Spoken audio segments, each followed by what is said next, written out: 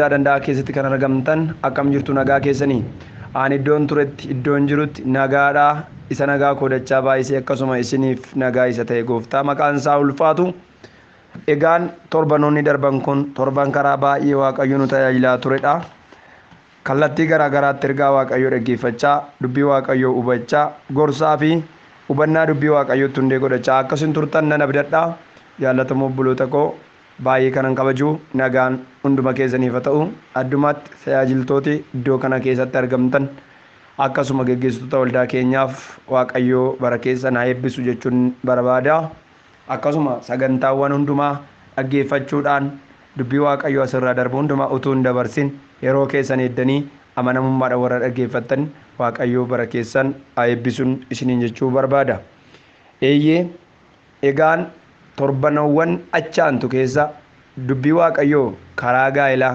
gorree dubbii waaqayyoo ilaalaa akka turre beekamaadha innis gaa'elli maalii yookaan waa'ee fiixan ba'umsa gaa'elaa yookaan finished marriage isa jedhu ilaalaa akka turre beekamaadha gaa'ela ilaalaa turre mata duree gurguddaa ilaalaa turre gara marsaa ja'a ilaalle yoon dogoggoruudhaa baadhee marsaa ja'a baranneerra inni har'aa kun immoo marsaa torbaffaa ta'a jechuudha egaan obboloota koo namoota naga'in biratti sheerii ta'e hundumti keessan dubbii waaqayyoo kana sirna qabeessaa fi dhimma jireenyaa waan ta'eef akkasin ittiin ofii keessan laaltanii fi hubannaa itti godhattanii biyya lafaa kanarratti tokkichuma waan ta'eef karaan kun akka irratti of ilaaltan kabaja guddaan isin gaafadha waaqayyo isin haa kabaju dubbii waaqayyoo nu ilaallu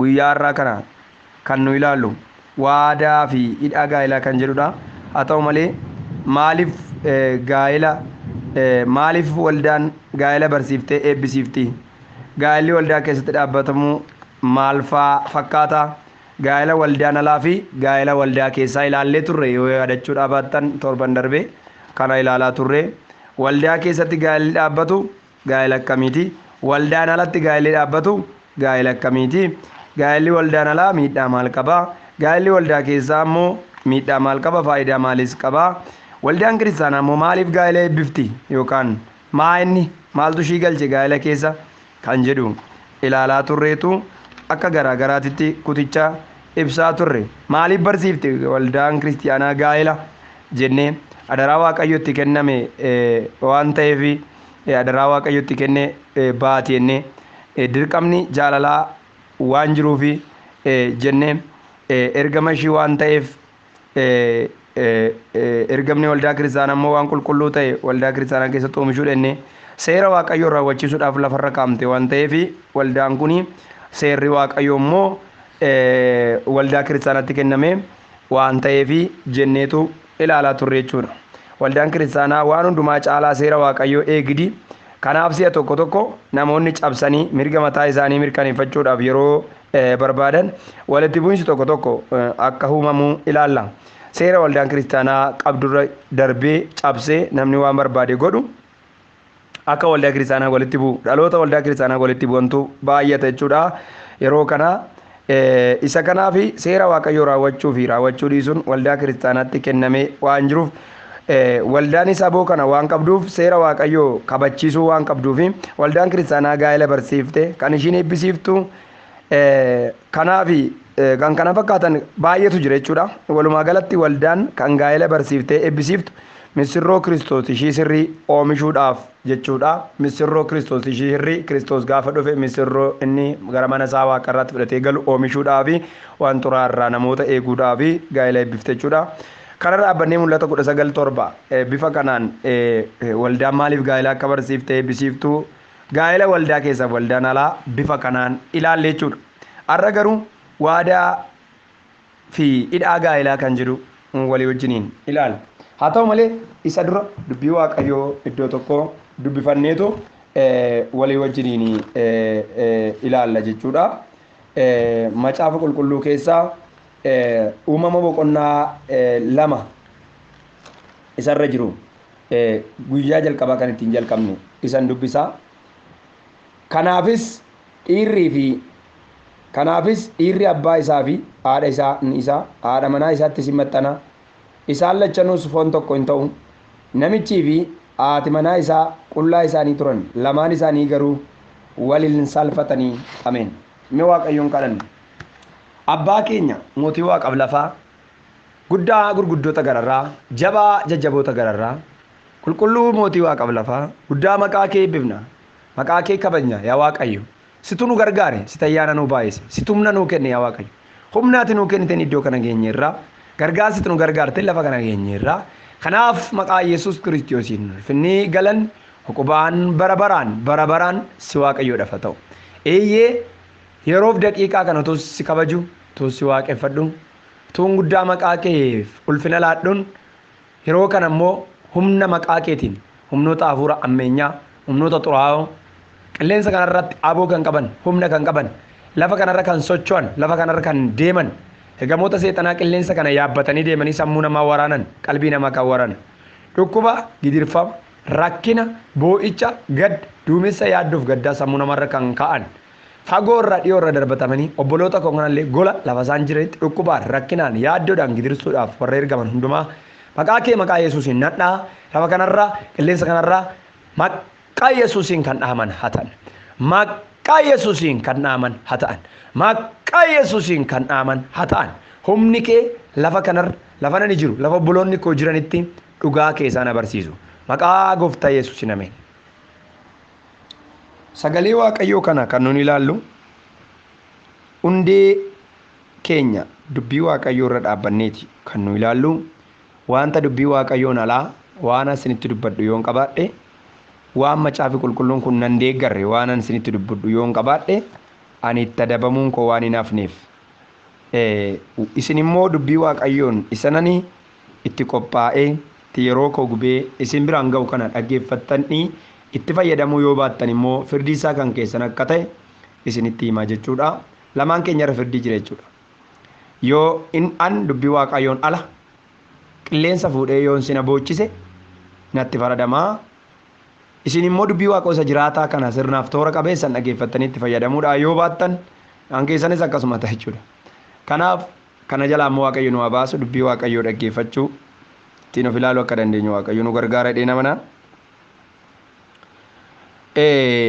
Waadaa fi hidhaa gaa'elaa jechuun dubbii guddaadha baay'ee. Dubbii cimaadha baay'ee. Dubbii akka salphaatti ilaalamuu hin dandeenyedha. Waadaa jechuun mata duree mataasaa danda'e guddaadha. Hidhaa jechuunis mata duree mataasaa danda'e guddaadha. Hidhaa waadaa በጣም ከባድ የሆነ ቃል ስለሆነ በደንብ አዳምጡኝ በጌታ ፍቅር አሳስባችኋለሁ።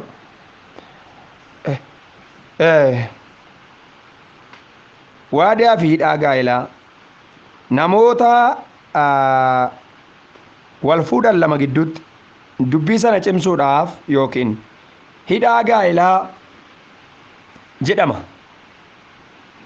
Dubbii sana cimsuudhaaf yookiin hidhaa gaa'elaa jedhama. Kunis kan namoota san lamaan walitti hidhee tokko isaan godhu jechuudha. Nama lama tokko kan godhu jechuudha. Waadaa fi hidhaa gaa'elaa kana jechuun nama lama walitti hidhee tokko kan godhu. Gara yaada tokkotti kan isaan fidu. Gara qaama tokko ta'utti kan isaan fidu. Waadaa fi hidhaa gaa'elaa ta'uun isa kana jechuudha. Kunis kan namoota san lamaan walitti hidhee tokko isaan godhu jechuun sababni isaa tokkummaa waa'ee tokkummaa gaa'elaa waa'ee marii waa'ee qaama tokko ta'uu tanan dura akkuma ilaalle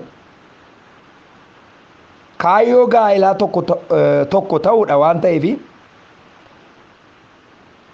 kan isaan ittiin tokko ta'an immoo waadaa gaa'elaa kanaa jechuudha. Waadaa gaa'elaa kanaa jechuudha. Waadaan kun kan inni raawwatamu qeerroo duudaa fi qarree duudaa gidduutti raawwatama jechuudha. Qeerroo dura wal quunnamtii saalaa godhee qeerrummaa isaa dura kan kufaatii yookaan ejja kan hin raawwatin qeerroo duudaa jechuun isa kana. Qarree duudaa jechuunis ishii akkasiiti. Durba duudaa kan jennu immoo durbummaa kam qabdu? Waadaa fi hidhaa gaa'elaa namoota akkasii, hidhaan gaa'elaa namoota akkasii gidduutti raawwatamaa jechuudha. Egaa waadaa fi hidhaa gaa'elaa jechuun maaliif durba duudaa fi qarree yookaan qeerroo duudaadhaan wal qabate waan jedhu gara fuulduraatitti inni ilaalla har'uma jechuudha. Maaliif warra kaan gidduutti waadaan jedhamu hin jedhama? Garaagarummaa guddaa qaba garuu.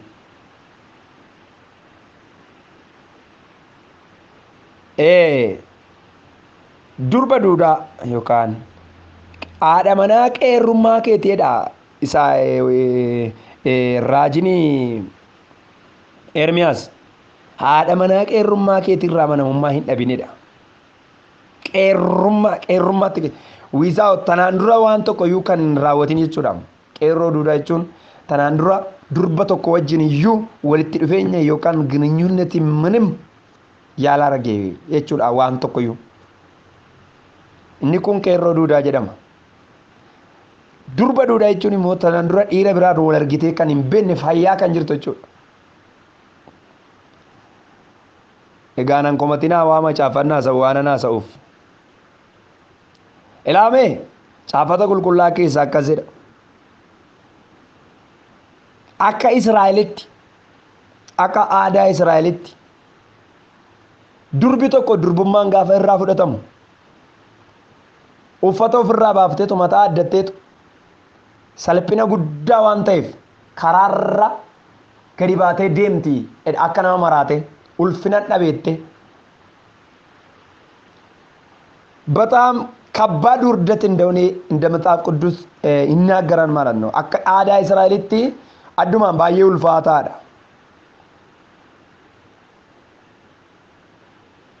ባየ ውልፋታዳ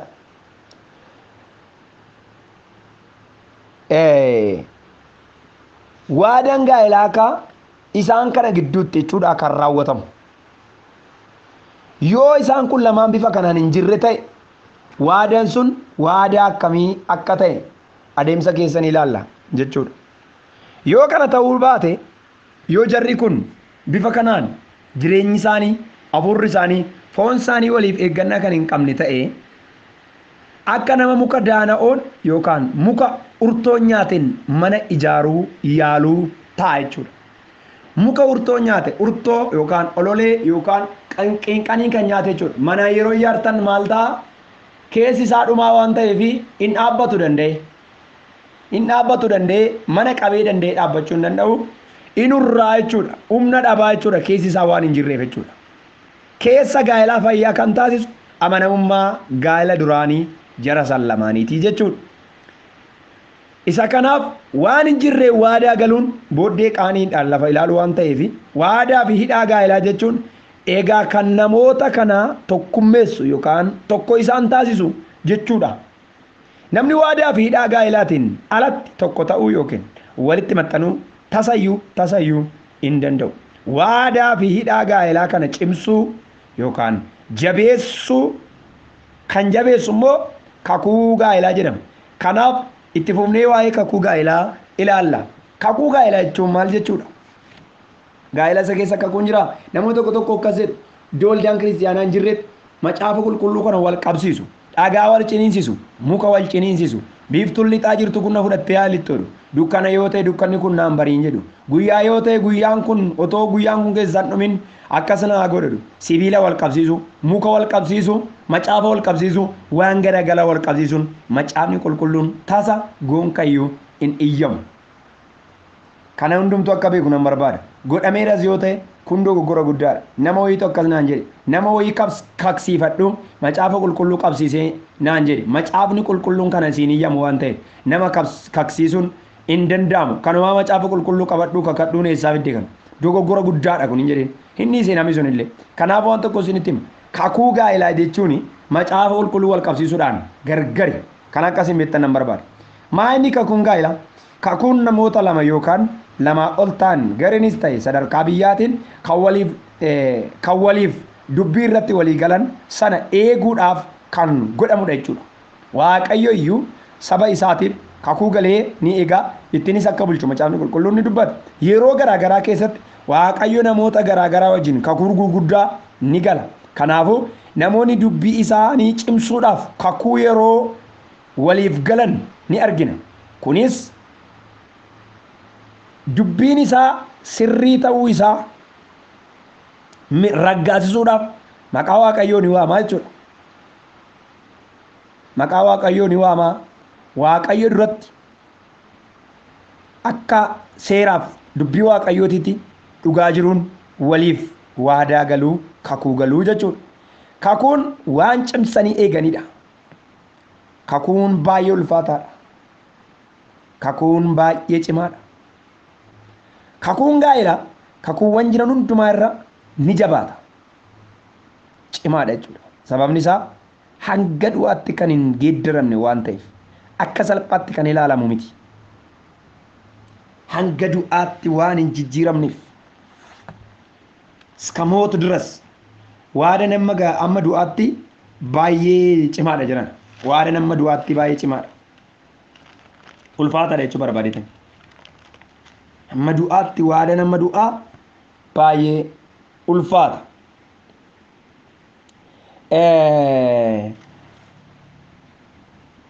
Waadaan yookaan kakuun yeroodhaafii jira.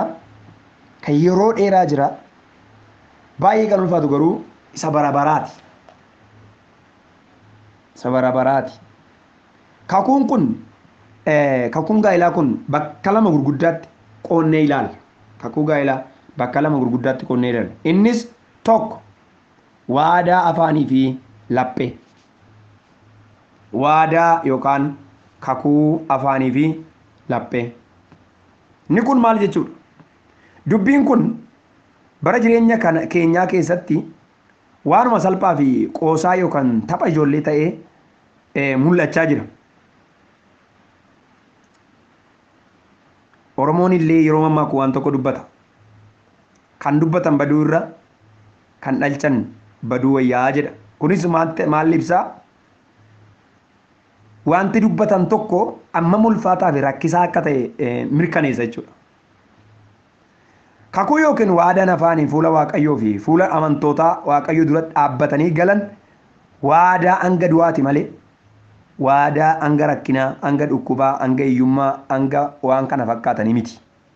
Har'a garuu dubbiin kun waan iddoodhaa kaatee fi badee natti fakkaatan.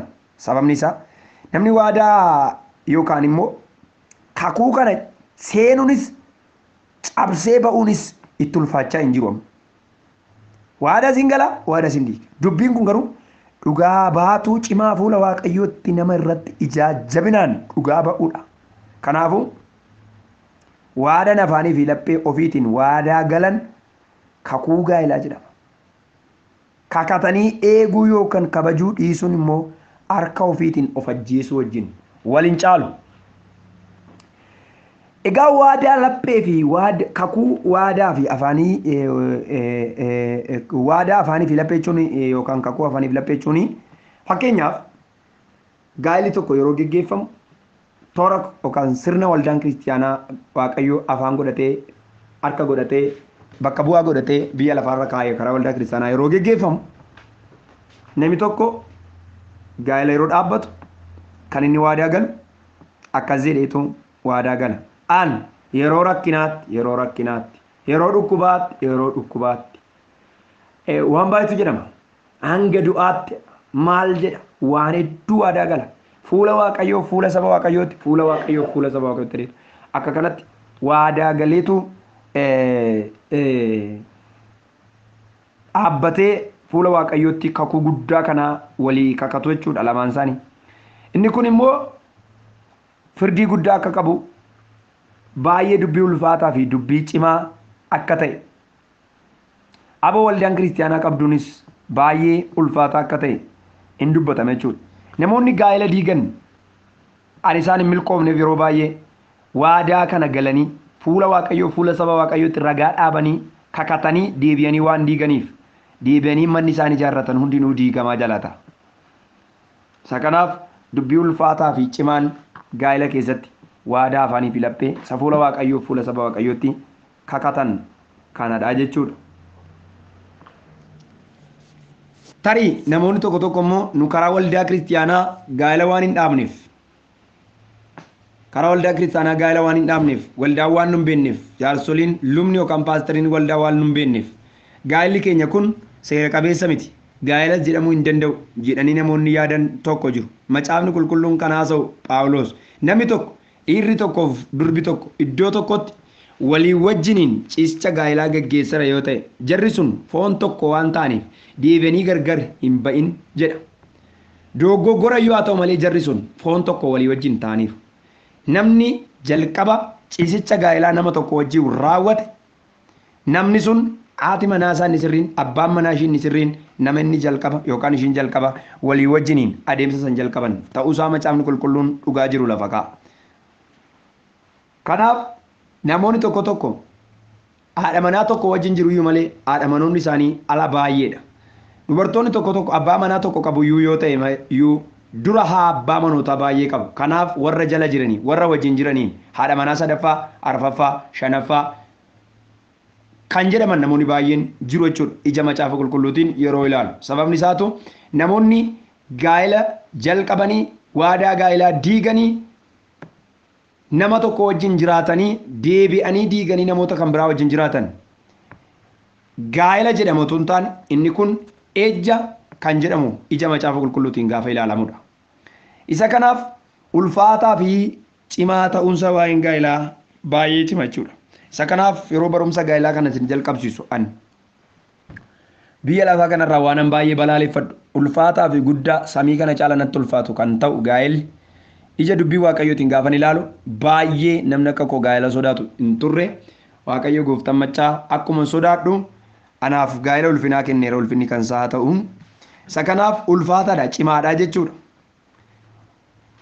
Kakuun kun isa kana fakkaata. Lammaffaa irratti kakuu dhiigaa yookaan kakuu dhiigaa maal akka ta'e walii wajjin ilaalletu isa guyyaa irraa xumurra. Kakuun dhiigaa maaliin? Gaa'ela gidduu kakuu lamatu jira innee kakuu afaanii fi lapheennee akkasuma immoo kakuu dhiigaa innee kakuu dhiigaa yoom kakuun dhiigaa akkamitti kan jedhu kun maalitti nu geessaa? Qaxxixaa gara varjiniitii yookaan gara durbummaatti nu geessa jechuudha. Macaafni qulqulluu waa'ee durbummaa maal jedha? Seera uumamaa boqonnaa 24 lakkoofsa 16 irraa waan tokko ilaala. Innis akka kanadha. Intalattiin baay'ee ija namaatti hin tolti. Durba dhiirri bira hin ga'inis turte. Ishiin gara boolla bishaanichaatti gadi buutee gomboo ishiis guuttattee ol hin deebitii jedha. Ni kun intala ija namaatti toltu durba dhiirri bira hin ga'inis kan jedhu ibsa jechuudha. Mul'ata boqonnaa 14 lakkoofsa 4 annee gaafa dubbifnu immoo waan tokko argina. Boqonnaan 14 mul'ati akka kana inni immoo lakkoofsa 4 isaan kun warra dubartoota bira dhaquudhaan of hin xureessin isaan qeerroo duudaadha warra lafa oolichi dhaqu hundumaatti isa duukaa ba'an isaan kun warra sanyii namaa keessaa waaqayyoo fi oolichaaf furaman warra jalqabaati. Somni tokko illee afaan isaanii keessatti hin argamne. Isaan warra mudaa hin qabnedha. Inni kun immoo waa'ee qeerroo duudaati ibsa. Durbummaan waan akka salphaatti ilaalamuutu hin taane waan iddoo guddaa fi salphinaa fi ulfina du'aaf jireenya qabatee jirudha. Ba'uun boqonnaan 22 immoo ergaa kana fakkaatu kan biraa tokko qaba. Ba'uu 22 kudha ja'a inni gaafa dubbisnu inni immoo akka kana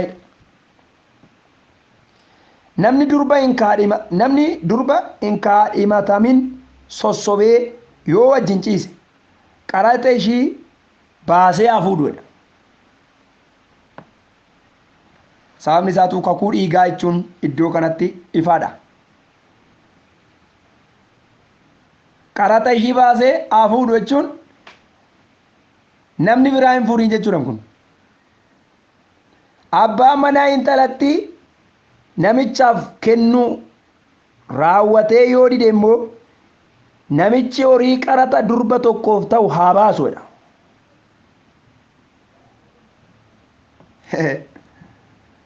Kana gochuutu irra jiraadha.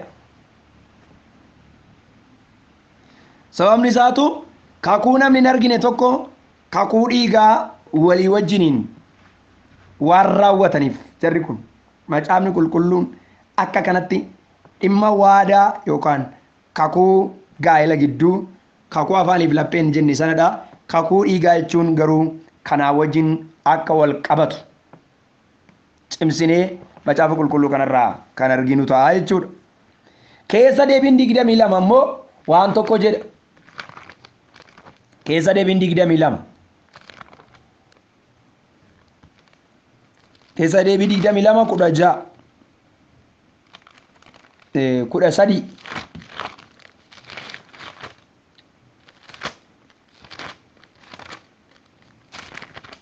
13 akka kana jedhan immoo 13 immoo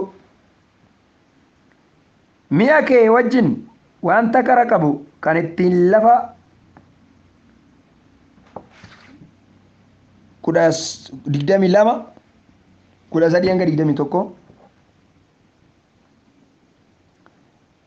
mi'a kee wajjin wanta kara qabu kan ittiin lafa haatee keessatti bakkee baatee ittiin biyyoo itti deebistu dandeessu fudhadhu. Waaqayyo gooftaa kee si oolchuudhaaf diinota kee harka keetti dabarsee kennuudhaafis iddoo buufata kee keessa hin deddeebi'e. Egaa akka inni wanta yeellaa isaa si gidduutti argee si irraa hin deebinetti iddoo buufata kee qulqullaa'aa haa ta'u. Garbichi tokko gooftaa isaa duraa sitti yoo baqate qabdee gooftaa isaatti hin kennin jedha. Dubartoota yookiis dhiirota Israa'el keessaa galma keessatti ejjaaf kan qophaa'an ta'uu hin argamin. Waaqayyo gooftaa kee horii ejjaan argamee fi gatii saree hin ciigga. Kanaafis wareega kamiifiyyuu taanan lachuu isaanii mana Waaqayyo gooftaa keetti hin galchin jedheetu dubbata jechuudha. Caalaatti isan barbaadu lakkoofsa isaatti ilaa dogoggora ta'e. Bara kana keessa garuu maaltu jira? Bara kana keessa ati durbummaa qabdaa yookaan durbummaa hin qabduu jedhanii wal gaafachuun afaa yookaan akka yeelloo akka qaanitti ilaalamaa dhufeera jechuudha. Ati qeerroo duudadhaa jedhanii wal qorachuun akka haadaa badaatti boodatti afaatti ilaalamaa dhufe.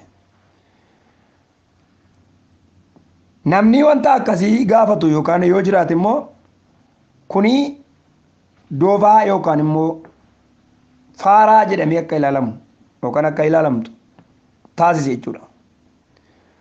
Utuu gaa'ela hin dhaabbatin ejjituu yookaan alalee ta'uun qaroomina ta'ee mul'ate jechuudha. Qaroomina ta'ee mul'ate jechuudha. Isa kanaaf baay'ee waan macaafni qulqulluun hundeedhaan kaa'u dhaloonni kun hundee irraa kaachisee akka balleessaa jiru hin dubbatamaa jechuudha. Isa kanaaf waan waaqayyoo gaariidha eegamuu qaba jedhee waan gaarii irraa darbee fiyyuu waan gaarii irra godhee waaqayyo gaariidha. Kuni waan ba'eessa macaafni qulqulluun kan kaa'u waan barri darbe yookaan waan hin barbaachifne godhee dhaloonni ilaale jechuudha.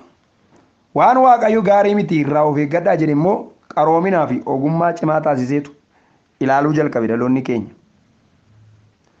Durbummaan gammachuu dhirsa misirroo akka ta'ee fi waan eegamuu yookaan waan eegamuu qabu gammachuu hirmaattota cidhaa akka ta'es macaafni qulqulluun kun kan inni kaa'u sagalee waaqayyooti jechuudha. Isa kanaaf miinjee sagalee dhirsa misirroo isaa gammachuudhaan guutame sana dhaga'uutti akka gammadu gooftaan kan dubbatu Yohaannis boqonnaa 3:25. Kakuun kun kan ittiin jabaatuu fi cimee dhaabbatu dhiiga yoo jabaate qofa. Dhiigni kakuu cimaa waaqayyoo fi nama iyyuu haraarsuu danda'u ta'ee macaafa qulqulluu keessatti kaa'ameera jechuudha. Dhiigni akka kakuu moofatti dhiiga jechuun namaa fi waaqayyo gidduutti araara kan buusu jechuudha akka kakuu moofatti. Namni tokko gaafa waadaa walii galu akka aadaa biyya Israa'elitti dhiigaan aadaa seera yookaan dhiigaan waadaa walii gala dhiigaan harka wal qaba. Aadaa biyya keenya aadaa Oromoo keessatti yoo namni gaafa araaramu namni gaafa tokko ta'u oolaa qaleetu harka keessa looseetu harka wal qaba.